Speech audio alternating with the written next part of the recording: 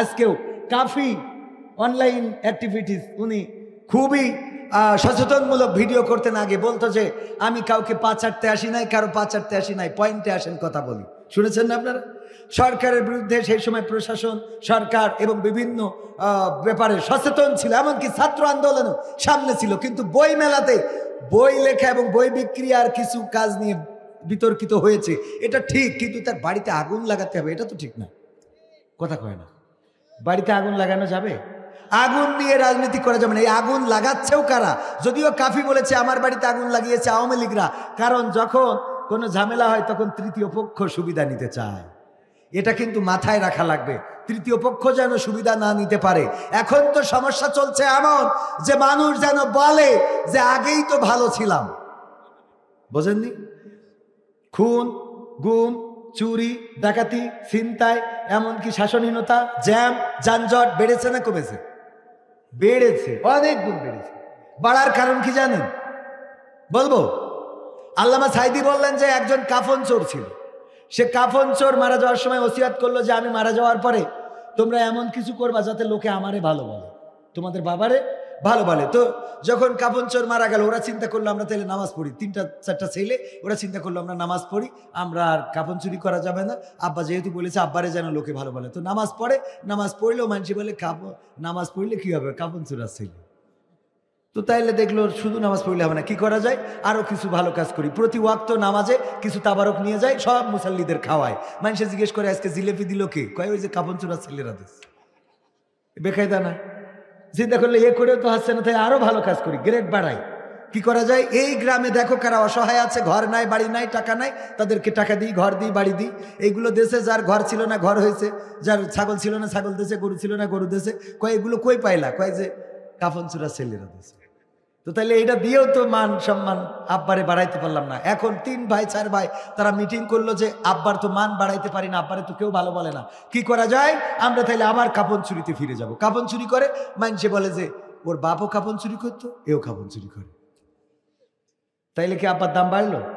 এরপরে বুদ্ধি করলো থাক দরকার নাই, এইবার আমরা এক কাজ করা যায়, কাফন তো চুরি করব, ওই লাশটারে তুলে পাশায় একটা বাঁশ ভরিয়ে পাইক গাছার 0 পয়েন্টে টেঙায় রাখবো। যখন এই কাজ করা শুরু করলো, কাফন তো চুরি করে করে লাস্টারে উঠায়, বাঁশ একটা ভরে পাইক গাছার 0 পয়েন্টে ওই রাত্রের মধ্যে টেঙায় রাখে। মানুষে কয় এদের থেকে তো এদের বাপ ভালো ছিল, কারণ সে তো খালি কাফন চুরি করতো, আর এরা তো ডাইরেক্ট লাস্টারে তুলে বাঁশ ভরে টানায় রাখে। তো বাংলাদেশে চুরি, খুন, গুম, ছিনতাই, রাহাজানি অনেক কিছু বেড়ে যাওয়ার পিছনের কারণ ইতিমধ্যে ফাঁস হয়ে গেছে। ওই যে মেয়র জাহাঙ্গীর বলেছে দিনের ঢাকাতে যদি আমরা বেড়াতে না পারি, রাতের ঢাকাতে কাউকে ঘুমাতে দেব না। বলেছে না? বলে না? সুতরাং তারা রাতের ঢাকাতে ঘুমাতে দিতে চায় না, জনগণকে সুখে থাকতে দিতে চায় না, জনগণকে এমন অনিষ্ট করতে চায় এই জনগণ যেন বলতে বাধ্য হয় এর থেকে আগেই তো ভালো ছিলাম। ঠিক না বেঠে? কথা কি বোঝা গেছে? সুতরাং এটা থেকে আমাদের সচেতন থাকার দরকার আছে না নাই? রাত্রে যদি গ্রামে কেউ ঢোকে অন্তত একটু রাত জেগে পাহারা দিতে হবে, কারণ প্রশাসনেও বেনজির সাহেব বলেছে যে অন্তত 90% লোক রয়েছে এখনো প্রশাসনে তাদের প্রেতাত্মা, যারা দেখার পরেও চোখ বন্ধ করে থাকে। তারা বুঝাতে চায় যে আমাদের কাছ থেকে ক্ষমতা কেড়ে নিয়েছো, এখন দেখো তোমরা কত ভালো থাকতে পারো। তারাই প্রকৃত অর্থে এই দেশের আইন এবং প্রশাসনিক ব্যবস্থাকে ভেঙে দেওয়ার জন্য সব রকম পাই তারা চালিয়ে যাচ্ছে। বলেন ঠিক কিনা? গতকালকেও 0 পয়েন্টের আগে পুলিশে দাঁড় করালো আপনাদের এলাকারই পুলিশ, কালীগঞ্জে বাড়ি, সাতক্ষীরা। আমাকে চেনার পরে বললো কবির ভাই আপনার ভিডিও দেখি। ভাই আলোচনা তো করেন, নাটক করেন, সচেতনমূলক ভিডিও করেন, আপনার কাছে একটা অনুরোধ। কি? পুলিশের ভাবমূর্তি যেন উজ্জ্বল হয় এবং পুলিশের প্রতি মানুষের যেন নেগেটিভ ধারণা না থাকে, এ ব্যাপারে একটু ভিডিও বানাবেন বা এ ব্যাপারে একটু নসিহা করবেন। বললাম নসিহা যে করবো সেই কাজটা তো করবেন। কথা কয় না? সেই কাজটা আগে করেন। আপনারা যা করেছেন এই নসিহা করলে তো স্টেজ থেকে আমারই নামাই দেবে, কারণ আপনাদের হাতে এখনো রক্তের দাগ লেগে আছে। যেই মানুষদের সম্মান ছিল আকাশচুম্বী, যাদের ব্যাপারে আল্লাহর রাসূল বলেছেন ওগো আমার সাহাবীরা শুনে নাও, এই আসমানে যতগুলো তারকারাজি রয়েছে তার মধ্যে চাঁদের যেমন মূল্য, আমার উম্মাতদের মধ্যে আলেমদের তেমন মূল্য। সেই আলেমদের হাতে হাত কড়া পরিয়েছেন, সেই আলেমদেরকে জেলে ভরেছেন, সেই আলেমদেরকে রিমান্ডে নিয়ে নির্যাতন করেছেন। এখানেই ক্ষান্ত হন নাই। তাওহীদি জনতা হৃদয়ের স্পন্দন ইসলামী আন্দোলনের নেতা কর্মীদেরকে ফাঁসির কাষ্ঠে ঝুলিয়ে এই জমিন থেকে চিরতরে বিদায় করে দিয়েছেন। আপনারা তো তারা যারা মামুনুল হকের মতো সুজা মানুষটাকে কুজা করে ফেলেছেন, আমির হামজাকে কারাগারে ভরেছেন, সাইদির হাতে হাত কড়া পরিয়েছেন, সমস্ত দাড়িওয়ালা টুপিওয়ালারা ছিল আপনাদের চক্ষুশূল।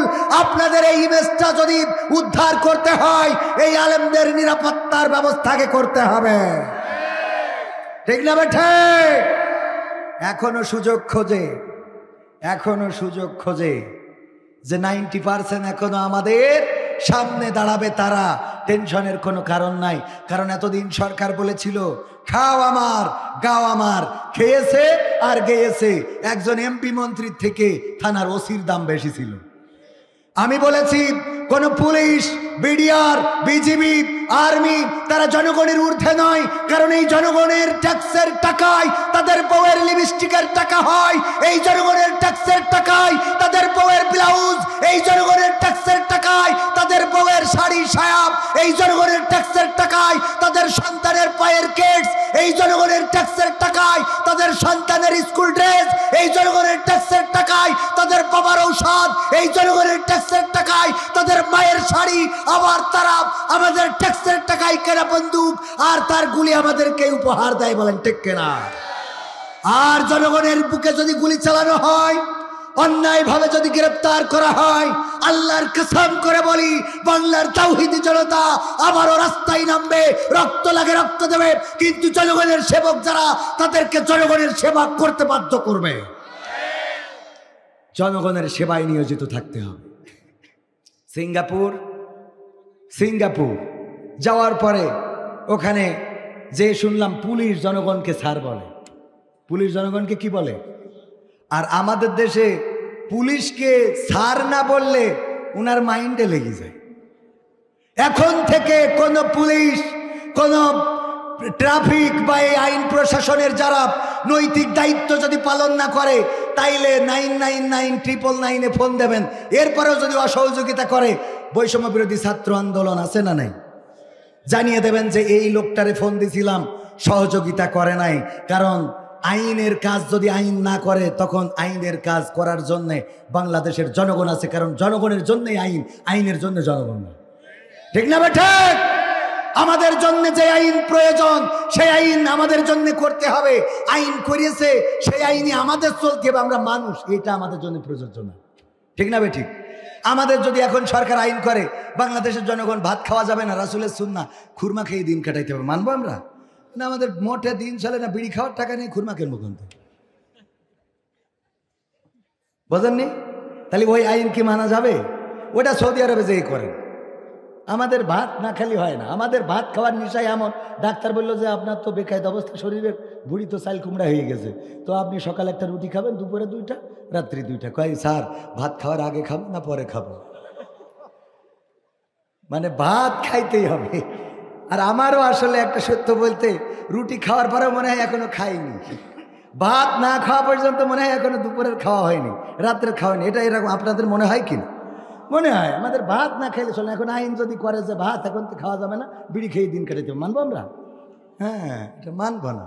তো আইন আমাদের এটা মাথায় রাখতে হবে। আপনারা যা ইচ্ছা তাই করবেন, এটা হতে দেয়া হবে, এটা হতে দেয়া হবে না। বাংলাদেশ বদলে দেয়া হবে। তাওহীদি জনতা নিয়ে উপদেষ্টা কথা বলেছিল, আজকে বলেছে তাওহীদি জনতাকে আমি হুমকি দিই নাই, বরং সাবধান করেছি। কি বলেছে? সাবধান, কথা ভালো করে বলার শিখতে হবে, কারণ তাওহীদি জনতাকে খেপিয়ে তুললে হবে না। তসলিমা নাসরিনের বই এই সময়ে 21-এর বই মেলায় বিক্রি হবে, এটা বাংলাদেশের তাওহীদি জনতা মানবে না। কারণ গোটা জীবনে যে আল্লাহ, আল্লাহর রাসূল, আলেম ওলামা, ইসলামী আন্দোলন, কোরআন প্রেমিক জনতা আল্লাহর কোরআন তাদের বিরুদ্ধে লিখেছে, তাদের বিরুদ্ধে বলেছে, বাংলার জমিনে জায়গা হয় নাই, দাদার দেশে আশ্রয় নিয়েছে, এই মানুষটার বই বাংলাদেশে বিক্রি করার প্রকাশ্যে সাহস পায়, এটা কোন বাবার বেটা? তার দৃষ্টান্তমূলক শাস্তি না দিলে তাওহীদি জনতা ঠান্ডা হবে না। তাওহীদি জনতাকে খেপাবা না, কারণ তাওহীদি জনতা রক্ত দিতে শিখেছে। তাওহীদি জনতা আর এখন ঘরে বসে থাকতে রাজি না, ঠিক না বে ঠিক? সাহস নিয়ে দাঁড়িয়েছ তাই মুক্ত হয়েছে জমিন, সাহস করে দাঁড়ালে আর একবার কায়েম হয়ে যাবে দিন। নয় নয় নয় আর কোনো ভয়, আনতে হবে দিনের বিজয়। নয় নয় নয় আর কোনো ভয়, আনতে হবে দিনের বিজয়, দিনের বিজয়। যারা ভেবেছিল ছাড়বে না আর ক্ষমতার ওই মাসনদ, দেখেছে তারা রবের পাকড়াও কি করে করে নাস্তানাবুদ। যারা ভেবেছিল ছাড়বে না আর ক্ষমতার ওই মাসনদ, দেখেছে তারা রবের পাকড়াও কি করে করে নাস্তানাবুদ। তাই নয় নয় নয় আর কোনো ভয়, আনতে হবে দিনের বিজয়, দিনের বিজয়। মানুষের সাথে যারা করেছে দুশ্মনী, করেছে বাড়াবাড়ি, দেশের বুকে তাদের হয়নি তো জায়গা, যেতে হলো মামার বাড়ি। মানুষের সাথে যারা করেছে দুশ্মনী, করেছে বাড়াবাড়ি, দেশের বুকে তাদের হয়নি তো জায়গা, যেতে হলো মামার বাড়ি। তাই নয় নয় নয় আর কোনো ভয়, আনতে হবে দিনের বিজয়, দিনের বিজয়। কাবা রক্ষায় যেই মহারব পাঠিয়েছিলেন আবাবিল, আজও তিনি দয়াময় তেমনই আছে, বদলেনি তো এক তিল। কাবা রক্ষায় যেই মহারব পাঠিয়েছিলেন আবাবিল, আজও তিনি দয়াময় তেমনই আছে, বদলেনি তো এক তিল। তাই নয় নয় নয় আর কোনো ভয়, আনতে হবে দিনের বিজয়, দিনের বিজয়। সাহস নিয়ে দাঁড়িয়েছ তাই মুক্ত হয়েছে জমিন, সাহস করে দাঁড়ালে আর একবার কায়েম হয়ে যাবে দিন, ঠিক না বেঠে? আমরা সাহস করে দাঁড়িয়েছিলাম। আমাদের একজন বোন চিৎকার করে বলেছিল, সামনে স্বাধীনতা, পিছনে পুলিশ, সুতরাং আমরা স্বাধীনতার দিকে এগিয়ে যাব। আর যার জন্যে ছাত্র জনতা সামনের দিকে এগিয়েছে, বুক পেতে দিয়েছে, আমাদের এখনো স্বাধীনতা আসে নাই। অনেকেই বলে স্বাধীনতা পেয়েছি, আমি বলি এখনো স্বাধীনতা পায় নাই, স্বাধীনতা এখনো আসে নাই। কিন্তু কোন পথে চললে, কিভাবে চললে, কেমন সিদ্ধান্ত নিলে স্বাধীনতা আসবে, সেটা আমরা রাস্তা খুঁজে পেয়েছি, সেটা আমরা একেবারে প্র্যাকটিক্যালে দেখেছি। ওগো আমার ভাইয়েরা, রক্ত দেওয়া ছাড়া, জীবন দেওয়া ছাড়া, রাজপথে সক্রিয় ভূমিকা ছাড়া আল্লাহর জমিনে আল্লাহর দিন কায়েম হবে না। আর যতদিন আল্লাহর দিন কায়েম না হবে, ততদিন পর্যন্ত এই জমিনে প্রকৃত স্বাধীনতা আসবে না, ঠিক না বেঠে?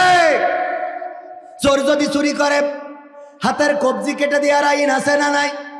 কবির বিন সামাদের যদি হাতের কবজি কাটা থাকতো আর এসে যদি বলতো বাবারা চুরি করবা না, এটা অনেক বড় গুনাহের কাজ, আর চুরি করলে কোরআনের আইন অনুযায়ী হাতের কবজি থাকবে না, তখন বোঝা হাত নিয়ে ঘুরে বেড়াতে হবে। আপনারা বলতেন হুজুর আপনার হাতের কবজি কই? আমি বলতাম আমার আব্বা আখ লাগাইলো, কুইশাল গ্যান্ডারি, আমি ওই আখ মাড়াই করা মেশিনের মধ্যে আখ ঢুকাচ্ছিলাম, হঠাৎ করে একটু ঘুম এসে হাতটা ঢুকে গেছিল। 250 বেড যশোরে নেওয়ার পরে ডাক্তার ঘেসাং করে কেটে দিয়েছে। আপনারা বলতেন হুজুর যাই বলেন তাই বলেন, এ বলে লাভ নাই, কারণ বোঝা হয়ে গেছে আপনি যশোরের চোর ছিলেন। ঠিক না বেঠে? আমার চাচা যান যদি হাতের কবজি না থাকতো আপনারা বলতেন চোরেরটা বসে আছে। ঠিক না বেঠি? চেয়ারম্যান মেম্বার চুরি করে না করে না? চুরি করে মানে কি? শালীর নামে বিধবা ভাতার কার্ড, জিজ্ঞাসা করা হলো শালীর নামে কার্ড কেন? কয় বিধবা ভাতার উদ্দেশ্যে এসেছে এই কার্ডগুলো তাই দিয়েছি। কয় তোমার শালী কি? কয় বিধবা। কি করি বিধবা? কয় ওর স্বামী নেই। স্বামী নেই কেন? কয় বিয়ে হয়নি। বিয়ে হয়নি তাই স্বামী নেই, তাই শালী বিধবা।